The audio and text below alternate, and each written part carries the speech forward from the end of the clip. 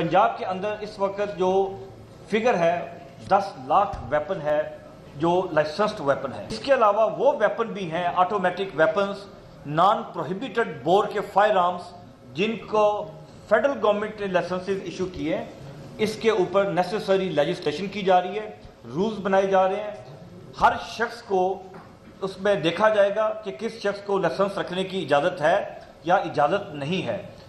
जो नया कानून बन रहा है उसके मुताबिक अगर कोई शख्स ऐसा है जिसको पास लाइसेंस नहीं होना चाहिए, उसका लाइसेंस कैंसिल किया जाएगा, उससे वेपन लेके उसको डिस्ट्रॉय किया जाएगा। इसी तरह तमाम वो वेपन्स जो कॉन्फिस्केट होंगे इस मुहिम के दौरान, उन तमाम वेपन्स को सीसीडी इस बात को इंश्योर करेगी कि वो वेपन्स को डिस्ट्रॉय किया जाए। माजी में वो वेपन्स की पिल्फरेज हो जाती थी, वो वेपन्स फायर आर्म ब्यूरो में जमा हो जाते थे, वो वेपन्स का मिसयूज भी हो जाता था। अब उन वेपन्स को हम किसी जगह पे जमा नहीं कराएंगे, हमारे पास इतने वसाइल नहीं है, इतनी बिल्डिंग्स नहीं है। इन तमाम वेपन्स को कंप्लीटली डिस्ट्रॉय कर दिया जाएगा।